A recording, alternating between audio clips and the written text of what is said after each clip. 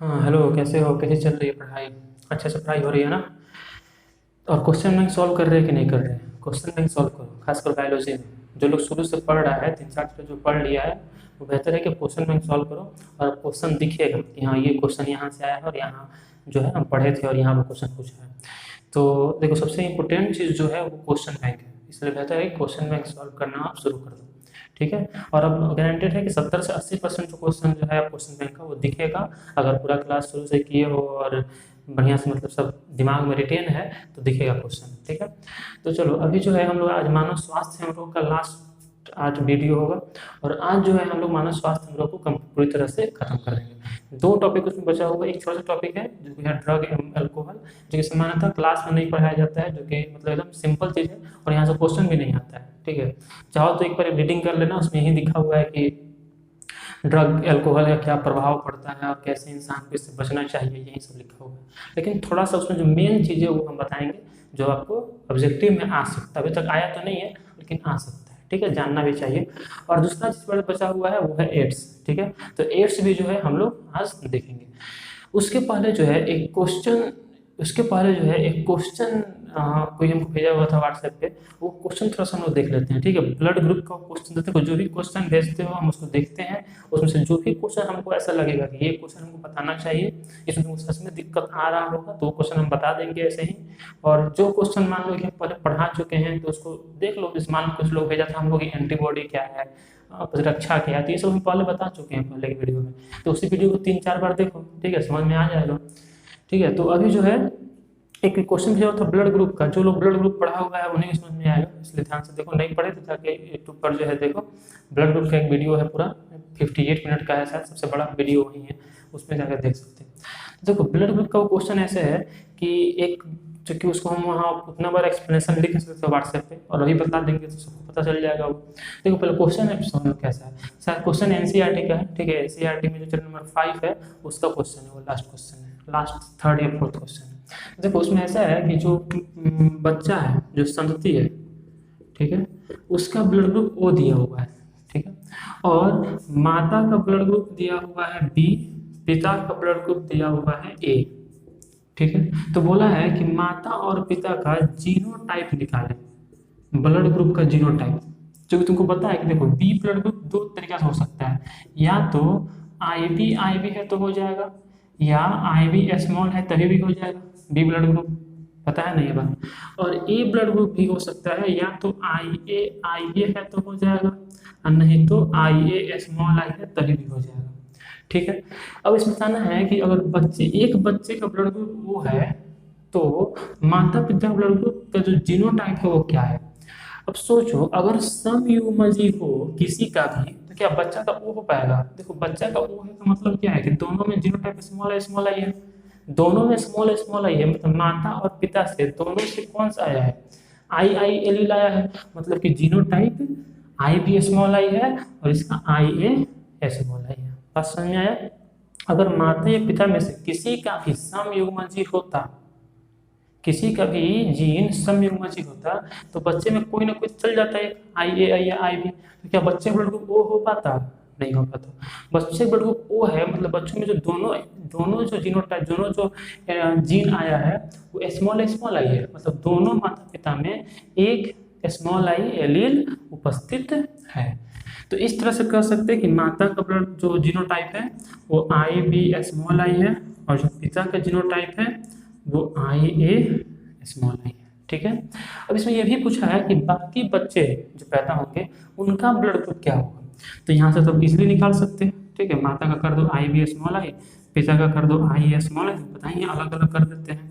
फिर इससे ये फ्यूज होगा तो आई ए आई बी, इससे ये फ्यूज होगा तो आई ए स्मॉल आई, इससे ये फ्यूज होगा तो आई बी स्मॉल आई, इससे ये फ्यूज होगा तो स्मॉल आई।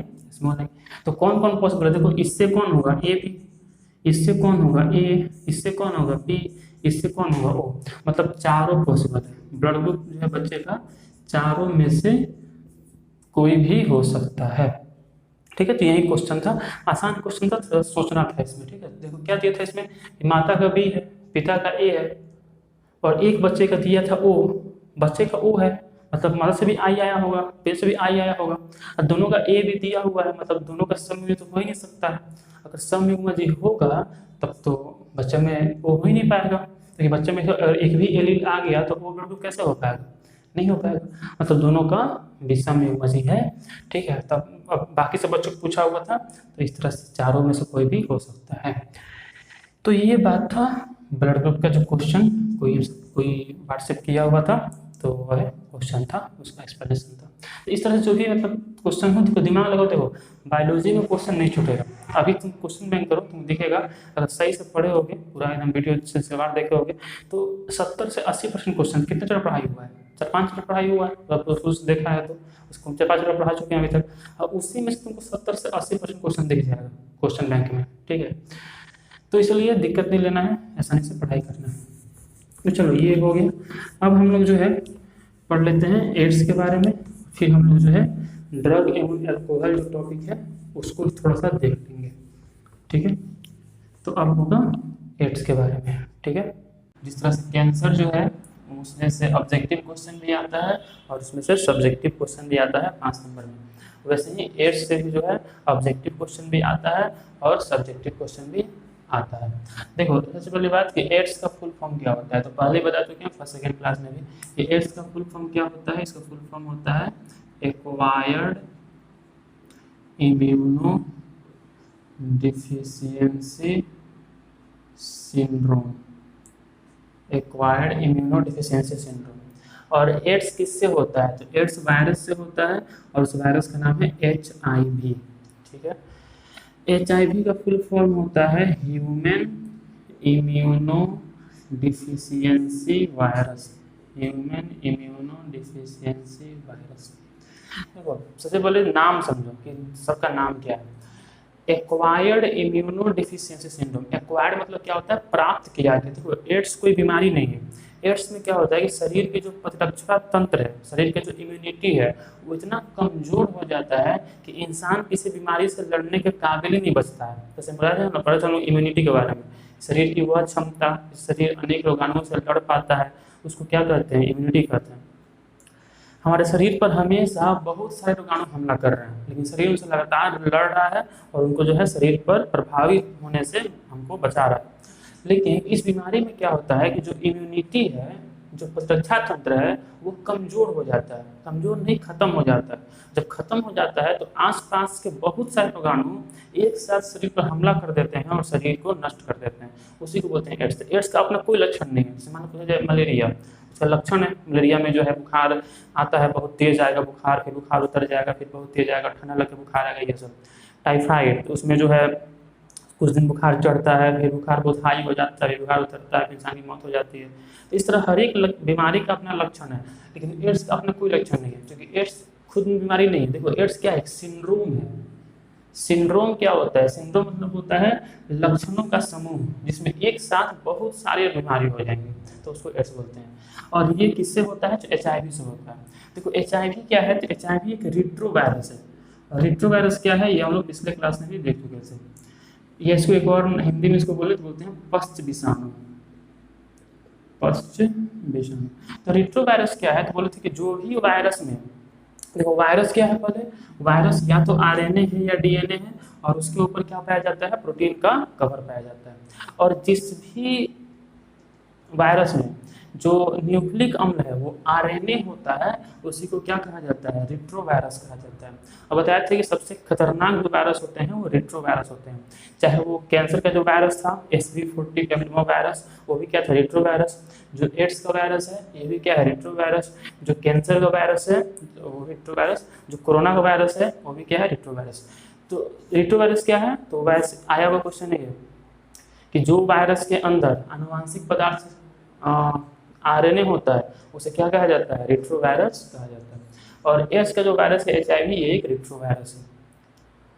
फुल फॉर्म क्या है इसका, ह्यूमन इम्यूनो डिफिशियंसी वायरस। ठीक है, मतलब ये मानव की जो इम्यूनिटी है, जो सुरक्षा तंत्र है, उसको कमजोर करने वाला वायरस है। डिफिशियंसी मतलब क्या होता है, कमजोर करना, तो उसको कमजोर कर देता है, जिससे कि एड्स उत्पन्न होता है। अब देखो होता क्या है, एड्स जो है ये मतलब कि अगर बोला जाए तो ये बिना कांटेक्ट में आए नहीं फैलता है। मतलब किसी को एड्स है, बगल कोई इंसान बैठा है तो उसको एड्स नहीं होगा। ये बेसिकली जो बॉडी का फ्लूइड है, अब चाहे वो ब्लड है चाहे स्पर्म में, जो बॉडी का फ्लूइड है उसके ट्रांसफ्यूजन से ही एड्स फैलता है।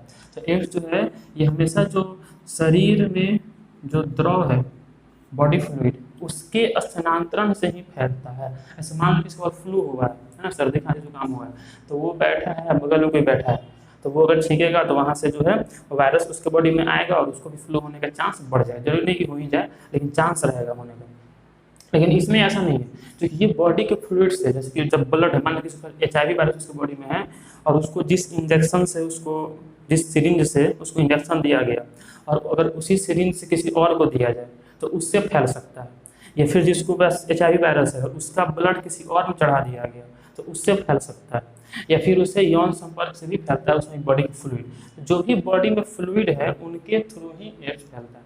अब देखो होता क्या है, जैसे मान लो कि ये वायरस हो गया, ठीक है, ये प्रोटीन कोट हो गया और यहाँ पर क्या है RNA, ठीक है, ये वायरस हो गया HIV। ये मानव की कोशिका में आया, जैसे ही ये कोशिका में प्रवेश करता है तो जो इसका RNA है, देखो विषाणु जो है ये क्या है, विषाणु है। विषाणु कभी भी खुद से डिवाइड नहीं कर सकता है, खुद से अपनी संख्या को नहीं बढ़ा सकता है। ऐसे हम लोग पढ़े हुए थे मलेरिया में कि मलेरिया किससे होता था, मलेरिया होता था किससे, प्लाज्मोडियम से। प्लाज्मोडियम क्या था, प्रोटोजोआ था। तो प्रोटोजोआ एक कोशिका है, वो खुद से डिवाइड कर सकता है और अपनी संख्या को बढ़ा सकता है, लेकिन वायरस खुद से डिवाइड नहीं कर सकता है। क्यों? क्योंकि वायरस के पास कोशिका ही नहीं है। तो क्या वायरस कोशिका है? वायरस कोशिका नहीं है। वायरस तो केवल एक RNA या DNA है, ऊपर से प्रोटीन कवर है, तो इसके पास वो सारा चीज नहीं है जो इसको डिवाइड करने देगा, इसलिए वायरस डिवाइड नहीं कर सकता है। ठीक है, वायरस डिवाइड नहीं करेगा खुद से। तो जैसे ही ये मान लो मानव कोशिका है, जैसे ही ये क्या होगा कि मानव की कोशिका में, ये किसी के भी कोशिका में, चूंकि हम लोग एड्स की बात कर रहे हैं तो मान लो कि ये HIV है और ये मानव की कोशिका में आया, ये HIV है जो कि मानव कोशिका में प्रवेश किया। जैसे ही ये प्रवेश करेगा तो बताओ इसके अंदर जो ये है, ये RNA है कि DNA है? RNA है, तो रेट्रोवायरस है। जैसे ही ये प्रवेश किया तो जो इसका RNA है, RNA वो DNA में कन्वर्ट होगा। RNA कन्वर्ट होगा किस में? DNA में। और RNA से DNA बनना क्या कहलाता है? Reverse transcription. क्या कहलाता है? Reverse transcription. और यहाँ पर जो एंजाइम यूज हुआ वो एंजाइम है रिवर्स ट्रांसक्रिप्टेज। ठीक है, बताया भी इसे कि रिवर्स ट्रांसक्रिप्शन प्रक्रिया में कौन एंजाइम यूज होता है? रिवर्स ट्रांसक्रिप्टेज एंजाइम यूज होता है। तो रिवर्स ट्रांसक्रिप्टेज एंजाइम की हेल्प से जो RNA था वो RNA कन्वर्ट हुआ किस में? DNA में। और फिर जो ये DNA है, ये कोशिका में केंद्रक में जो DNA है, हमारे केंद्रक में DNA है, उस DNA से जाकर जुड़ जाता है। जो हमारे कोशिका में जो DNA है उससे जाकर ये DNA जुड़ गया। ठीक है, और जुड़ने के बाद जैसे ही हमारा कोशिका डिवाइड करता है, साथ में DNA भी डिवाइड करता है। अब DNA डिवाइड करेगा तो DNA में ये भी जुड़ा हुआ है तो ये भी डिवाइड करेगा। मतलब जैसे जैसे कोशिका की संख्या बढ़ते जाएगी, इसकी संख्या भी क्या हो जाएगी? बढ़ते जाएगी। क्योंकि ये खुद से डिवाइड करने में सक्षम नहीं था, क्योंकि इसके पास वो सारा कोशिका का जो चीज़ चाहिए वो सब नहीं था इसके पास, इसलिए दूसरे कोशिका का उपयोग करता है अपने को विभाजित करने के लिए, अपनी संख्या को बढ़ाने के लिए। हालांकि इस तरह का मजबूरी बैक्टीरिया के पास नहीं है, ये प्रोटोजोआ के पास नहीं है, उनके पास क्या है? ऑलरेडी कोशिका है। इसके पास अपना कोशिका नहीं है विषाणु के पास, इसलिए विषाणु हमेशा दूसरे के कोशिका का प्रयोग करता है अपनी संख्या को बढ़ाने के लिए। तो इसमें से RNA निकला और RNA निकल के कहाँ है? मानव कोशिका में। ठीक है, RNA कन्वर्ट हुआ DNA में, RNA से DNA बनना कहलाता है रिवर्स ट्रांसक्रिप्शन, पहले से पढ़ चुके। DNA से RNA बनना कहलाता है ट्रांसक्रिप्शन और RNA से DNA बनना कहलाता है रिवर्स ट्रांसक्रिप्शन। और इसमें जो एंजाइम हेल्प करता है उस एंजाइम का नाम क्या है? Reverse transcriptase. अब ये जो DNA है ये जाकर जो हमारा न्यूक्लिक अम्ल है उससे जाकर जुड़ गया, मतलब हमारा जो DNA जाकर जुड़ गया। अब जैसे जैसे वो विभाजित करेगा ये भी विभाजित होगा। अब जब इसकी संख्या थोड़ी अधिक हो जाएगी तो निकल के बाहर आएगा। ठीक है, और फिर से RNA बनाएगा, DNA फिर से RNA बनाएगा और फिर बनाकर जाकर जो ये T लिम्फोसाइट है, ठीक है, T, हालांकि T कोशिका बोल दो, जो T कोशिका है ना, T लिम्फोसाइट जो कि इम्यूनिटी में बहुत महत्वपूर्ण योगदान निभाता है, उस पर जाके हमला कर देता है। अच्छा, अब टी कोशिका भी बहुत प्रकार का होता है, उतना प्रकार पढ़ना नहीं है 12th में, लेकिन ध्यान रखो कि इसका एक प्रकार होता है, इसको बोलते हैं हेल्पर टी कोशिका, सहायक टी कोशिका। क्या बोलते हैं इसको? सहायक टी कोशिका, या अंग्रेजी में बोलेंगे हेल्पर टी सेल। जो हेल्पर टी सेल है उस पर जाके ये जो आरएनए है वो हमला कर देगा और इसको मारना शुरू कर देगा। अब जैसे ही हेल्पर टी कोशिका मरना शुरू होगा, मतलब टी लिम्फोसाइट मरना शुरू होगा, तो ये क्या कर रहा था? शरीर की इम्यूनिटी को स्ट्रॉन्ग कर रहा था। शरीर में देखो, हम लोग मुख्य रूप से 2 तरह की प्रतिरक्षा पढ़े हुए थे, सहज और उपार्जित। जो उपार्जित प्रतिरक्षा था उसमें था फिर से एक बी लिम्फोसाइट से और टी लिम्फोसाइट से, और जो बी लिम्फोसाइट वाला था उसमें भी टी लिम्फोसाइट का योगदान होता है। भले ही डिवाइड करने का काम बी लिम्फोसाइट करता है और बी लिम्फोसाइट डिवाइड करके प्लाज्मा कोशिका और मेमोरी कोशिका बनाता है, लेकिन उसको डिवाइड करने में टी कोशिका बहुत ही महत्वपूर्ण योगदान निभाता है। ठीक है, तो ये टी कोशिका को ये क्या कर दिया? नष्ट कर दिया। अब जैसे ही इसको नष्ट किया तो शरीर की जो इम्यूनिटी है, जैसे जैसे ये नष्ट होते जाएगा, शरीर की जो इम्यूनिटी है वो धीरे धीरे क्या हो जाएगा? घटते जाएगा, और एक समय ऐसा आएगा कि बॉडी की जो इम्यूनिटी है वो शून्य हो जाएगी, और जब इम्यूनिटी शून्य हो जाएगी तो उसके बाद कोई भी दवा, कुछ भी चीज़ इंसान को बचा नहीं सकता है, इंसान का मौत निश्चित है। ठीक है, तो अब देखो ये चीज़ होने में, मतलब सहायक टी कोशिका को नष्ट होने में 6 महीना से 10 साल तक का समय लग सकता है। मतलब एक बार प्रक्रिया शुरू हुआ तो या तो अब इसमें बीच में कुछ लक्षण होगा, जैसे बीच में जो है वेट कम होते जाएगा, थकान आएगा, भूख नहीं लगेगा।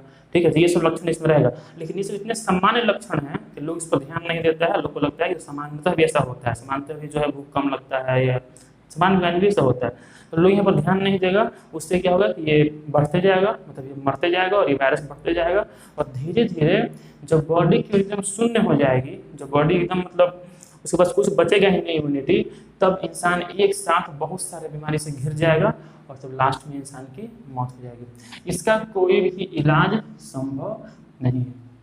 और केवल एड्स का ही नहीं, जो भी वायरस, रिट्रोवायरस से जो भी बीमारी होता है उसका कोई भी इलाज संभव नहीं है। जो भी बीमारी रिट्रोवायरस से होता है उसका कोई भी इलाज संभव नहीं है। जैसे कोरोना भी जो है वो रिट्रोवायरस है, जो कैंसर है वो रिट्रोवायरस है, लेकिन वो जरूरी नहीं केवल वायरस से ही होगा। बताया था ना कल कि कैंसर होने के बहुत सारे कारण होते हैं, तो उसमें अगर वायरस से हो रहा है तब बचना मुश्किल है, लेकिन अगर वायरस के अलावा और किसी कारण से हो रहा है उसमें बचना उतना मुश्किल नहीं है। ठीक है, उसमें मतलब बचना संभव है। ठीक है, तो अब एड्स फिर देखने के बाद, अच्छा एड्स से जो है सबसे पहले एड्स जो है 1981 में देखा गया था। सबसे पहला केस जो है एड्स का 1981 मिला था, और अभी जो है इससे लगभग 25 मिलियन से अधिक लोग, मतलब 2.5 करोड़ से अधिक लोग मर चुके हैं पूरे विश्व में। ऐसा मतलब डाटा है 2005 तक का, और ये और बड़ा होगा। तो एड्स जो है फुल फॉर्म होता है एक्वायर्ड इम्यूनोडेफिशिएंसी सिंड्रोम। किससे होता है? तो रिट्रोवायरस से होता है। ठीक है, HIV का इसे फुल फॉर्म याद रहना चाहिए, फुल फॉर्म आता है। तो ये कोई बीमारी नहीं है, एक सिंड्रोम है। सिंड्रोम मतलब क्या होता है? बीमारियों का समूह, जिसमें कि एक साथ बहुत सारे बीमारी हो जाते हैं, उसको सिंड्रोम कहा जाता है। तो HIV जो है ये फैलता कैसे है? तो शरीर के द्रव से फैलता है। ठीक है, शरीर द्रव मतलब कि या तो यौन संपर्क से फैल सकता है, या फिर ब्लड रक्त स्थानांतरण से फैल सकता है। ठीक है, या फिर जो है निडिल जो सिरिंज होता है, सिरिंज उससे अगर मतलब एक आदमी को इंजेक्शन दिया गया फिर दूसरे को दिया गया, उससे फैल सकता है। तो ये सब तरीका है जिससे कि ये फैल सकता है, और जब फैलेगा बॉडी के फ्लूइड से ही फैलेगा, हवा के माध्यम से नहीं फैलेगा। उसके बाद जो है इसमें होता क्या है, तो जो वायरस है जो कि रिट्रोवायरस है उस मानव कोशिका में प्रवेश करेगा। प्रवेश करते ही यहाँ से जो RNA है वो निकलेगा और RNA कन्वर्ट होगा DNA में। किसके हेल्प से? रिवर्स। अच्छा, DNA कन्वर्ट क्यों हुआ? क्योंकि इसको जाकर DNA से जुड़ना है, तो अगर केवल RNA रहेगा तो जाकर नहीं जुड़ पाएगा। कन्वर्ट होगा DNA में, किसके हेल्प से कन्वर्ट होगा? तो रिवर्स ट्रांसक्रिप्टेज के हेल्प से कन्वर्ट होगा। फिर ये जो DNA है ये जाकर मानव किस कोशिका में आया? तो मुख्यतः ये जो है मानव कोशिका में मुख्यतः जो महाभक्षकाणु होते हैं, कौन होते हैं? महाभक्षकाणु, जिनका काम होता है बाहर एक कोशिका को पहचान के उनको मारना, उन्हीं में जाके ये अपने आप को वृद्धि करवाते हैं। तो महाभक्षकाणु जो है उसी के अंदर मुख्यतः ये प्रवेश करता है। कौन? HIV virus. उसके बाद यहाँ जाकर जुड़ गया, वहाँ पर उसको हम डिवाइड करेगा, इसका संख्या बढ़ते जाएगा, धीरे धीरे इसमें से निकलेगा और जाकर सहायक टिक उसके ऊपर हमला कर देगा और हमला करके धीरे धीरे इसको मारेगा। और ये चीज़ करने में 6 महीने से 10 साल समय लग सकता है। इस दौरान कुछ लक्षण दिखाई पड़ते हैं, जैसे कि इस दौरान जो है वजन में कमी होती है, ठीक है, वजन घटते जाएगा। उसके अलावा जो है भूख नहीं लगेगा, ठीक है, भूख नहीं लगना। उसके अलावा थकान, बहुत ज़्यादा थकान लगेगा। तो ये सब कुछ लक्षण है इसमें। अब ये सब देखो नॉर्मल लक्षण, ये सब कुछ देखकर नहीं बोलेगा कि एड्स हुआ, लेकिन ये सब मतलब एड्स का लक्षण होता है और लास्ट में इंसान की इसमें मौत हो जाती है, ठीक है। इसमें इसके लिए जो है 1 दिसंबर को मनाया जाता है, 1 दिसंबर जो है मनाया जाता है वर्ल्ड एड्स डे, विश्व एड्स दिवस। उस दिन जो है लोगों को जो है एजुकेट किया जाता है, कभी भी रक्त स्थानांतरण नहीं करना चाहिए, है ना। मान लो कि जो लोग नशा करते हैं, नशा में भी जो चरस होता है या फिर इस तरह का नशा होता है जो हाइयर टाइप नशा होता है, उसमें जो है इंजेक्शन से दिया जाता है। अब इंजेक्शन वाले में क्या होता है कि एक ही इंजेक्शन बहुत लोग में यूज़ किया जाता है, तो उससे एड्स होने का चांस और बढ़ जाता है। इसमें कि सिरिंज से दिया जाए और उसी सिरिंज से फिर बहुत लोग अगर दिया जाए इंजेक्शन से और दिया जाए नशा, तो उससे होने का चांस बढ़ जाता है। तो याद रखना है कि 1 दिसंबर को जो है मनाया जाता है वर्ल्ड एड्स डे, ठीक है। और भारत में एक संस्था है जिसका नाम है नाको, जो कि एड्स के बारे में जागरूकता फैलाता है, कैसे हम लोग एड्स से बच सकते हैं और कैसे जो है ये सब चीज़ें नहीं करनी चाहिए। तो नाको का फुल फॉर्म है नेशनल, ये सब ऑब्जेक्टिव में आता है, नेशनल एड्स कंट्रोल ऑर्गेनाइजेशन, ठीक है, मतलब कि राष्ट्रीय एड्स नियंत्रण संगठन, ठीक है। नेशनल एड्स कंट्रोल ऑर्गेनाइजेशन नाको फुल फॉर्म आ सकता है एग्जाम में, ठीक है। तो नाको फुल फॉर्म क्या होता है, नेशनल एड्स कंट्रोल ऑर्गेनाइजेशन। तो ये सब पूरा बात हुआ एड्स के बारे में। इसमें से ऑब्जेक्टिव क्वेश्चन निकल के कुछ सारा आ सकता है और सब्जेक्टिव भी आ सकता है। सब्जेक्टिव अगर आएगा जितना बात हम बोले उस सब बात को लिखना होगा, ठीक है। तो देखो इसको लिख लो। तो अभी हम लोग एड्स के बारे में पढ़ लिए, ठीक है। तो अब हम लोग का जो लास्ट टॉपिक बचा हुआ है वो है ड्रग एवं एल्कोहल। तो बेहतर है कि इस टॉपिक को खुद से पढ़ो, इसमें से क्वेश्चन नहीं आता है, आज तक इसमें से क्वेश्चन नहीं आया है, लेकिन ऑब्जेक्टिव क्वेश्चन यहाँ से बन सकता है। अभी तक बना तो नहीं है लेकिन बनने का चांस है। चलो देख लेते हैं ड्रग एवं अल्कोहल। देखो आजकल के समय में क्या है कि ड्रग एवं अल्कोहल का जो चलन है वो बहुत तेज़ी से बढ़ रहा है, बहुत तेज़ी से जो है लोगों में, खासकर जो युवा पीढ़ी है उसमें बहुत तेज़ी से जो है ड्रग एवं अल्कोहल का चलन बढ़ रहा है। तो हालांकि ये गलत बात है, ठीक है, क्योंकि ड्रग एवं अल्कोहल जो है शरीर के लिए बहुत ही नुकसानदायक होता है, चाहे वो ड्रग हो चाहे वो अल्कोहल हो शरीर के अंदर। अल्कोहल मतलब शराब, दारू, वाइन, विस्की, बियर, रम, तो ये सब जो है शरीर के लिए बहुत ही ज़्यादा नुकसानदायक होता है। तो थोड़ा सा हम लोग ड्रग के बारे में देख लेते हैं कि ड्रग कितने प्रकार के होते हैं। तो बेसिकली जिन ड्रग का कुप्रयोग किया जाता है, तो जिन ड्रग को इंसान गलत रूप में यूज, ड्रग मतलब क्या होता है, ड्रग मतलब होता है दवा, ड्रग मतलब क्या होता है, दवा। लेकिन कुछ दवाएं ऐसी हैं जिनको इंसान गलत प्रयोग करता है, तो उन्हीं के लिए ये मतलब कि खराब शब्द बन गया है ड्रग। लेकिन एक्चुअली ड्रग मतलब होता है दवा। अब कौन कौन से ऐसे ड्रग हैं जिनका खराब यूज होता है, तो जनरली वो जो ड्रग हैं वो हैं ओपीवाइड्स, वो हैं ओपीवाइड्स, इसके अलावा वो हैं कैनाबिनोइड्स, कैनाबिनोइड्स, उसके अलावा जो है ओपीवाइड्स है, कैनाबिनोइड्स है, और उसके अलावा जो है तुमको है कोकीन, ठीक है, कोकीन, या फिर इसका एक और नाम होता है कोका एल्कलॉइड। थोड़ा सा नाम हमको पता है, तुमको अजीब लग रहा होगा, लेकिन यही होते हैं, ठीक है। देखो नाम तो ऐसे ही होता है। जैसे मान लो तुम सुने होगे paracetamol, amoxicillin, ampicillin, terramycin, tetracycline, chloramphenicol, chloromycin, terramycin, ये सब क्या है, दवा का नाम है, ठीक है। तो ऐसे ही ये भी दवा का नाम है, ओपीवाइड्स, कैनाबिनोइड्स, कोकीन या कोका एल्कलॉइड्स। तो यही सब जनरली वो दवाएं हैं जिनका गलत प्रयोग किया जाता है। हालांकि गलत प्रयोग जो है वो और भी बहुत से दवाओं किया जाता है, लेकिन ये मुख्य हैं जिनका सबसे ज़्यादा गलत उपयोग किया जाता है। जो ओपीवाइड्स हैं इनको जनरली प्राप्त किया जाता है किससे, तो पौधे से प्राप्त किया जाता है, अफीम के पौधे से, अफीम के पौधे से इनको प्राप्त किया जाता है। और जो अफीम का पौधा से इसको प्राप्त किया जाता है उस अफीम के पौधे का नाम होता है पेपेवर सैम्निफेरम। उस अफीम के पौधे का नाम क्या होता है, पेपेवर सैमनीफेरम। ये जो अफीम का पौधा है, इससे एक दवा मिलता है, एक केमिकल मिलता है, मान लो उस केमिकल का नाम होता है मॉर्फिन। ठीक है, और एक बहुत ही अच्छा दर्द निवारक है। मतलब किसी भी तरह का दर्द हो, दर्द मतलब अब कुछ लोग जैसे क्लास में क्या होता है ना कि कभी कभी ऐसा होता था कि हम बोले दर्द निवारक, तब वो लोग था कि हाँ कौन सा दर्द, दिल का दर्द नहीं, दिल का दर्द होता नहीं, जो दर्द शरीर में जो दर्द होता है, ठीक है, जैसे मान लो किसी का ऑपरेशन हो रहा है, तो ऑपरेशन, कोई भी ऑपरेशन होता है इसमें बहुत ज़्यादा जो है दर्द होता है, खासकर जो कैंसर का ऑपरेशन होता है, तो उसमें जब सब दवा काम करना बंद कर देता है तब उसको मॉर्फिन दिया जाता है, और मॉर्फिन जो है एक कैसा भी दर्द हो उसको ठीक कर देता है, मतलब बहुत ही शानदार दर्द निवारक है।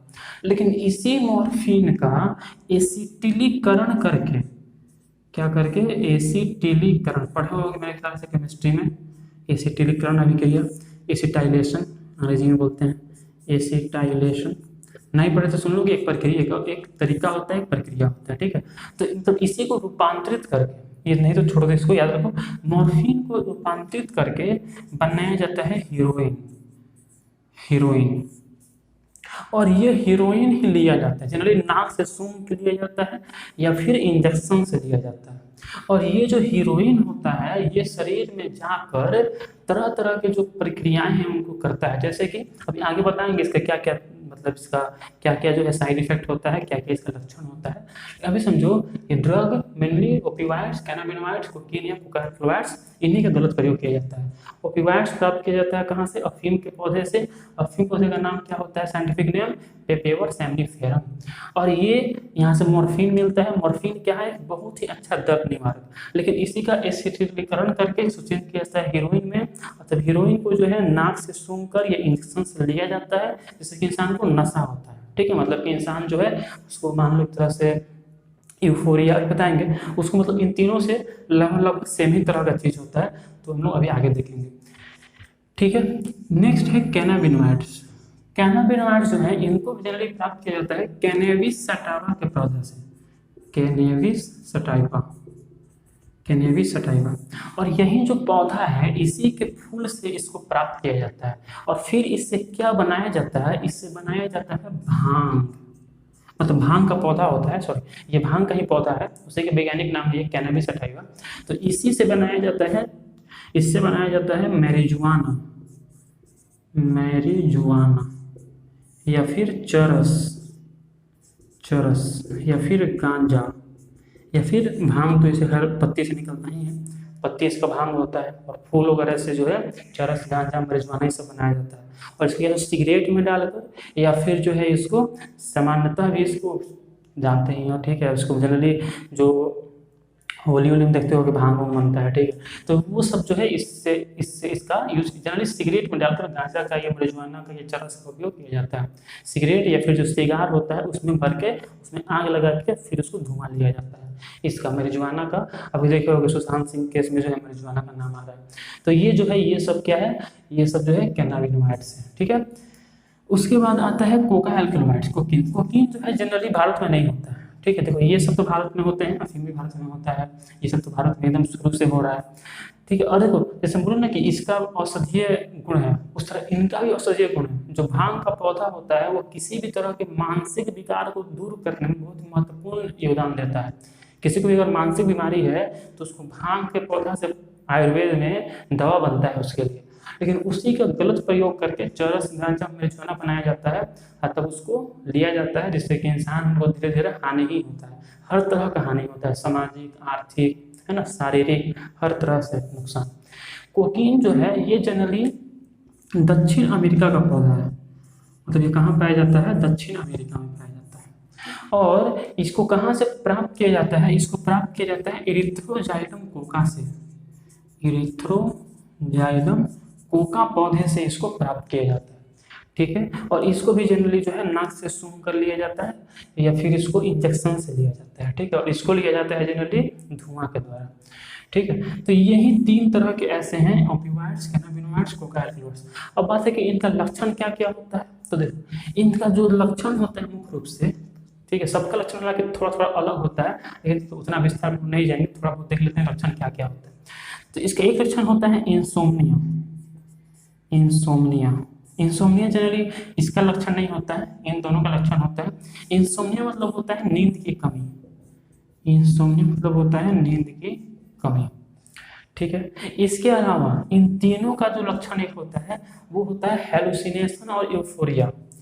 थोड़ा सा नाम है लेकिन रट लो या समझ लो, हेलुसिनेशन और यूफोरिया। हेलुसिनेशन मतलब क्या होता है, मतलब होता है विभ्रम, विभ्रम।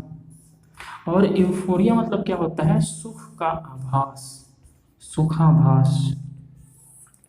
विभ्रम मतलब इंसान भ्रम में जीता है, अपने वास्तविक स्थिति को भूल जाता है इंसान, मतलब अपने सब दुख दर्द गम सब उसके दिमाग से निकल जाएगा और उसको लगेगा कि हम बस दुनिया में बस अकेले हम ही हैं, मेरे अलावा कोई है ही नहीं। तो इसको बोलते हैं यूफोरिया, सॉरी इसको बोलते हैं हेलुसिनेशन, विभ्रम, है ना। कभी कोई इंसान मान लो ऐसा बात करता है ना, जैसे कि मतलब कि पूरी दुनिया में बस वही है और कोई है ही नहीं दुनिया में, सब मतलब पूरा राजा महाराजा सब सबके टॉप पर वही बैठा है, तो इस हालत को बोलते हैं विभ्रम, हेलुसिनेशन। और ये होता है इनके द्वारा, ठीक है, मेनली इसके द्वारा, कोकीन के द्वारा, इससे हेलुसिनेशन बहुत तगड़ा वाला होता है।